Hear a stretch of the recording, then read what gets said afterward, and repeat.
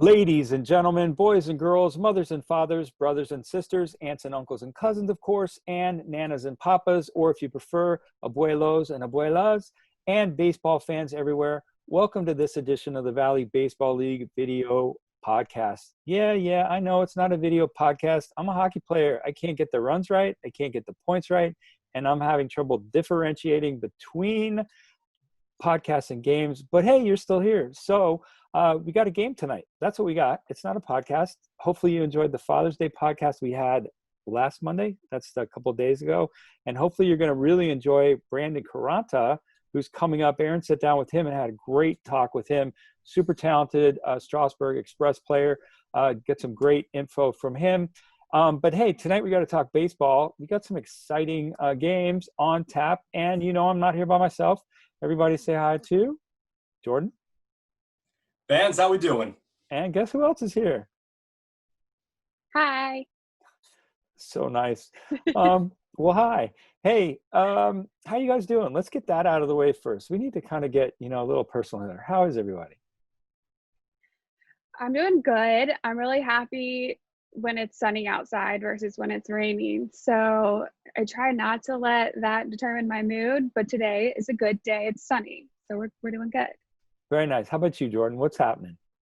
Gotta be honest, Graham, between school almost coming back, you keep me busy, and now my newly minted fiance and I, we have to go and try to find a triple layer Oreo cheesecake for the inevitable wedding. So it's been pretty busy. And the raspberry glaze on top of all that, just to, make it seem really culinary over here. Yeah, we got to throw this out to our fans. So listen, we have a guy who is in the middle of school. We had just got engaged, which I don't think we've announced yet on our podcast. Have we actually come out and said that? I don't think we've announced that. We buried the lead. That's really bad. That's when there's really big news and we don't talk about it. So, you started this, Jordan. Why don't you tell us about this sweetheart of yours and set the stage for this amazing wedding and matrimonial bliss that's about to take place? Oh, yeah, there's nothing better than a love story before we pitch in a baseball game. Oh, my God, no. My fiance now, her name is Jessica. She's been my best friend now for over a decade. We've known each other for almost 11 years. And in between me moving away from, you guys have seen me wear a lot of Cubs stuff. When I moved away from Chicago after high school, we stayed in touch. When I was in the military, we stayed in touch. And then just after that entire time span from 2012 to 2018, 6 years passed, we were still talking as if neither one of us had moved, and we decided just to give it a shot, and here we are. We're hoping for a wedding in about a year and a half, and by then I'll be a college graduate, and we'll be moving on to life. Hopefully talking baseball for a living by that point, but we'll see what the good Lord has in store for both of us. Yeah, well, so let's put this out to our fans. Here's the question. We got baseball fan, we have Harrisonburg fan, we have college students still, year and a half or so to go. We got a budding broadcaster, a sports broadcaster. What is the perfect wedding present for these two? That's what I want to know.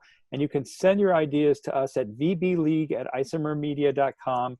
That's vbleague@isomermedia.com. But hey, wait, hold on. This newsflash just in. I think Aaron already knows the answer. What is the perfect gift? A job in baseball? That was what I was raising my hand to say, so thank you. All right, so anybody who has that sitting around on their, find that on the shelf. Let's send it immediately to Jordan. He wants to, that's what he's looking for. So job in baseball, this is your guy. You know that the Valley League is not only good for players and coaches and trainers and the umpires, but it's also a great training ground for broadcasters. We had Justin Simon was with us last year, by the way, as one of our live streamers. He went off to the minor league conference that takes place in California in December and got a job in Little Rock. He would be well on his way to getting a job as a general manager somewhere. But the COVID thing kind of stalled him out for a little while. But we all know that baseball is coming back and you need a broadcaster. Here's your guy, Valley Baseball League or vbleague@isomermedia.com, and we'll get you, Jordan, out to call your games anytime you need. So there you go. There's your wedding present from Aaron and I. How about that? Didn't even know we would gotten you one, but there it is. I'll take it. Thank you both. Hey, you're so welcome, and we're so excited for you and your wife. wife-to-be, your fiance right now, but she'll be your wife very soon. Hey, so we gave you a gift, Jordan, so I think it's only fair that you give us back a gift. We'll just be a little transactional here. Why don't you give us a preview of the game we're going to see tonight? How about that? Is that fair? Oh, Graham, that's more than fair. I have to give a gift to the fans tonight. And fans, I can't give you a baseball game, but these amazing athletes can, and they certainly provided you with one tonight. About as sweet as wedding cake, maybe a little sweeter than that. But the Purcellville Cannons and the Woodstock River Bandits, it's a little ironic when I kind of look at this game because in 2018, Woodstock was the baseball team that was really struggling the hardest. And really the same thing can be said for the Purcellville Cannons this season. Even though offensively, the hits are there. We have another great offensive game tonight. It's not a 30-run game, of course, but there is plenty of it. When you really look at this game tonight, there are going to be 16 total runs of offense, and we're going to see a combined 10 men take the pitcher's mound tonight. It's a great balance of really getting a look at both teams' bullpens, really getting a look at who their biggest bats are on offense. But there is, again, a key number in the errors column that I know, Graham, when you show them the box score in just a little bit, it really does come in. That errors column really does set the stage for whether or not you could win or lose a baseball game. And unless you're the Stanton Braves, where that just doesn't matter, more often than not, that errors column is going to cost you dearly. And I think it's fair to say that it did cost one of these two teams very dearly tonight again. Yeah, let's bring Aaron in on this, and I'll put up the box score here in just 1 second and get your reaction to it.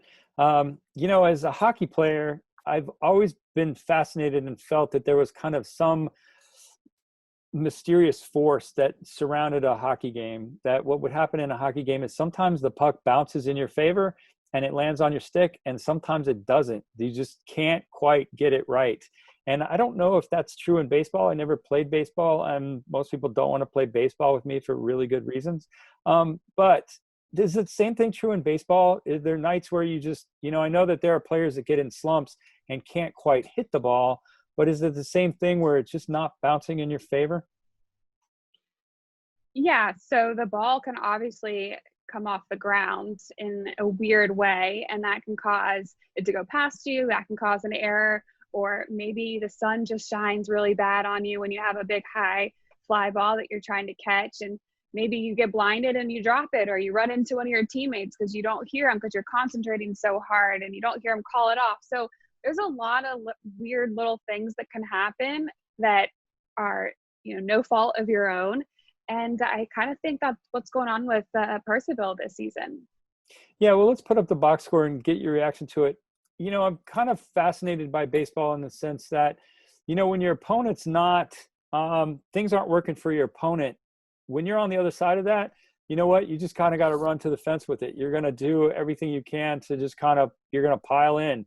And part of it is you might be playing your best and they're playing their best, and maybe it's a 0-0 game and it's a pitching duel. But I do, part of baseball too is, if your opponent's not quite up to the task, you're not going to sit down and be like, well, we're going to let you catch up. We're going to wait. You're going to take it to them.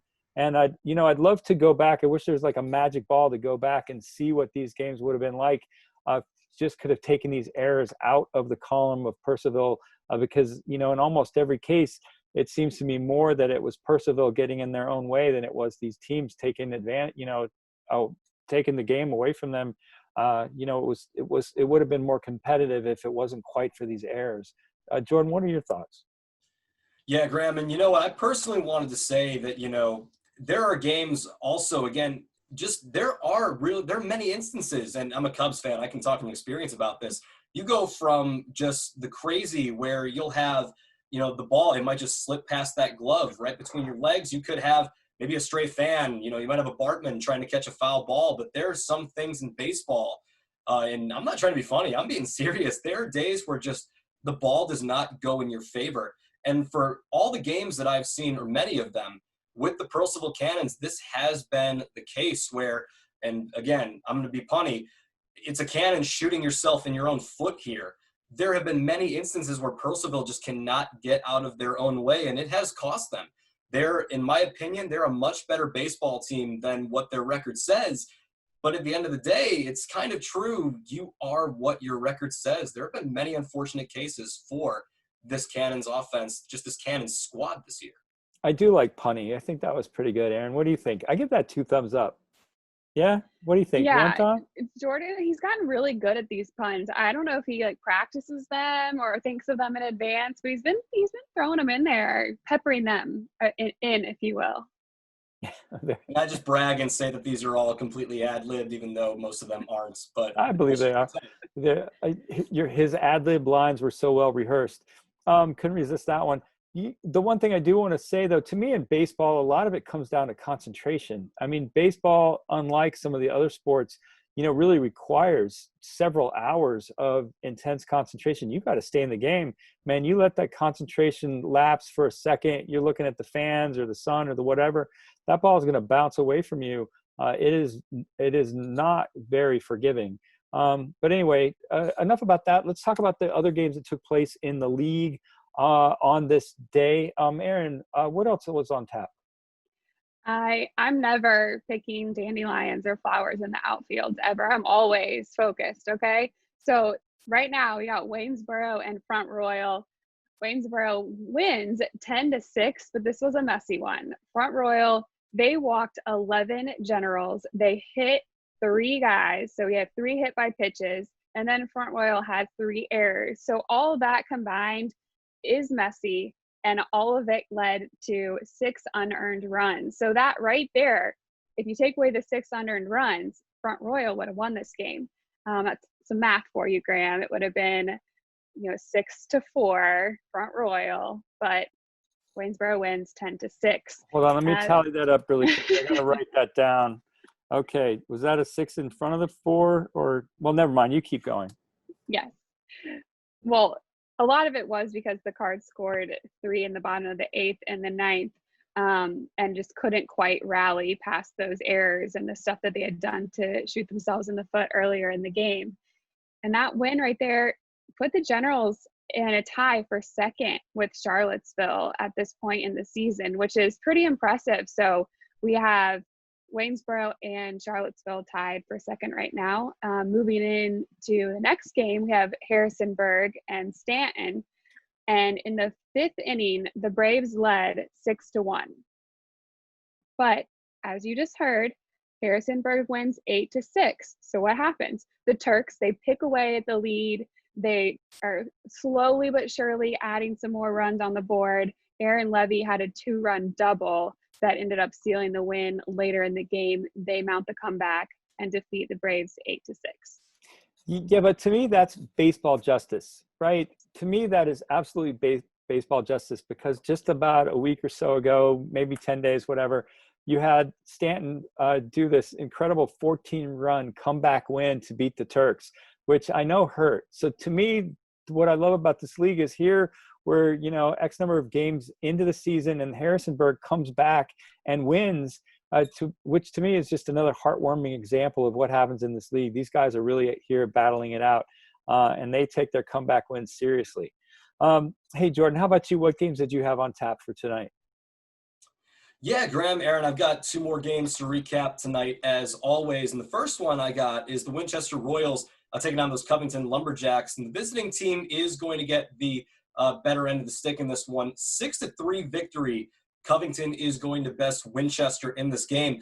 Now, the Lumberjacks, they're going to get 9 very solid innings from Grants Verbalat and Michael Rotenberry. Pardon me, guys, if I botched the name pronunciation. But they're going to pitch for a combined 12 innings in this ball game. Michael Cosilla-DeFerro, he's also going to score twice. That's going to run the squad's record here, 11-8. Covington gets another win, 6-3 in the final. And then we talked about the Charlottesville Tom Sox many times as of late, and this big offense that they have. Well, guys, it was on full display again against the Newmarket Rebels. 9-2 the final score in this one with Charlottesville. Gregory Ryan, he's going to bring in 4 runs. Dan Harwood, he's going to drive into, score 2 more for the Sox, who, if we're talking records, they advanced to 11-7 in this game. And I want to give Mr. John Leonard, once again, yet another shout out. Not shutout, I'm lost on my stats here. But no, John's been fantastic this season, and this 2019 Valley Annual is a key reason why. But he's also great for giving us pitchers and hitters of the day. And I can get to the pitcher of the day right here. and that is going to be Mr. Michael Zubovich. He is the John Leonard pitcher of the day in this ball game. He's going to strike out 7 batters in this Charlottesville victory, Graham. Yeah, that just sounds like a good day. You know, Aaron was talking about always happier when the sun is shining, and I think most people are always happy when they're striking out the batter. I'm pretty sure. Can I speak for everyone on that? Is that fair? Not unless you're the batter. Oh, all right. Well, yeah, well, we love those utility players. So, you know, I guess maybe it depends. I'm going to leave that one up to you. All right, Aaron, it's your turn, man. Take us into tonight's game. All right, let's play ball.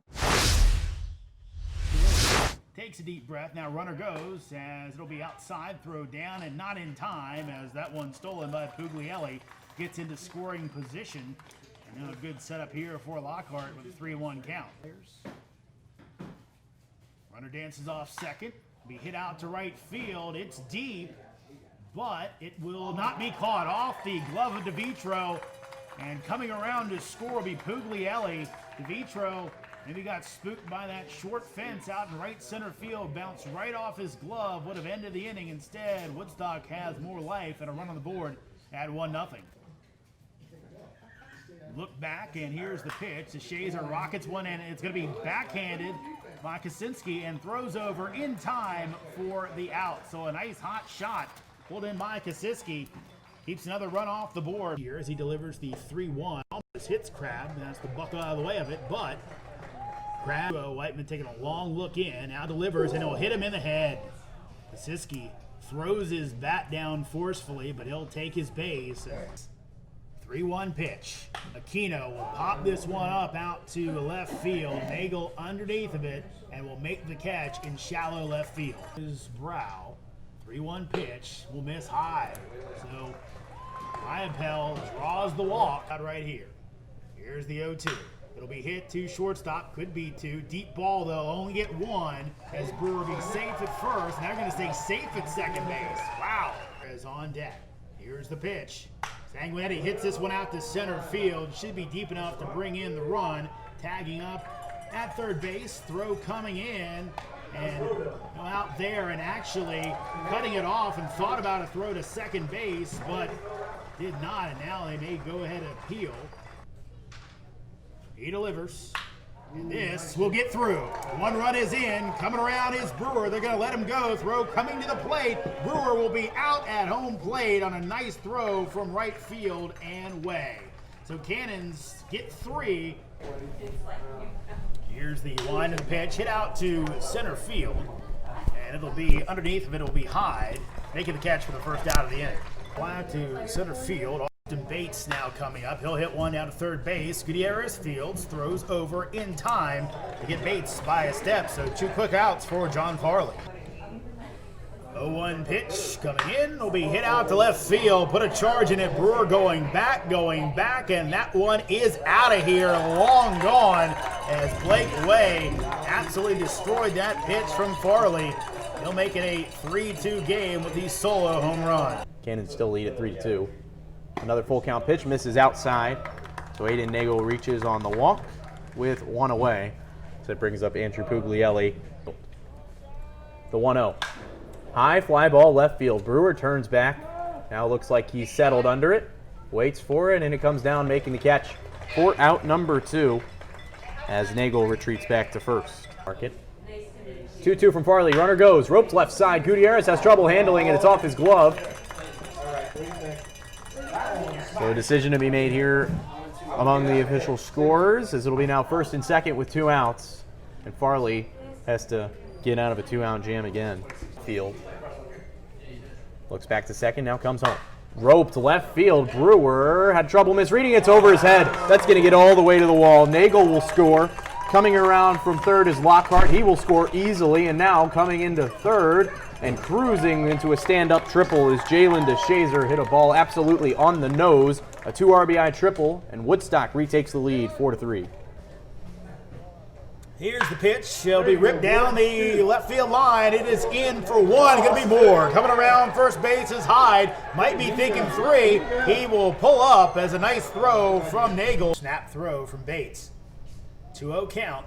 Here's the pitch. Runner bluffs. Hit and into the open hole. Nice play by the Cannons as that bluff, as the throw goes all the way home, as DeVitro thought about running down to second base, instead will stay. Here comes the 1-0 pitch. Hit to shortstop. Run should score, but an out at third base. State. 1-0 pitch. It'll be hit out into left center field. It'll drop. Could be extra bases. Getting by the left fielder, Nagel. Coming around, Crab is going to be in easily as the Woodstock defense betrays them there. Hit by Kosiski, then an error on Nagel. Again, having some trouble out in the outfield. Getting by allows the run to score. The Cannons now have the lead. It's 5-4. By Ackerman. 0-1 on the way. Short ground ball right side. It gets down the line fair. It'll go all the way into the corner. DeShazer will score easily. And now getting trouble. Halessa will round second. And he'll hold there. An RBI double. And we have a one-run ball game. Woodstock cuts into the lead.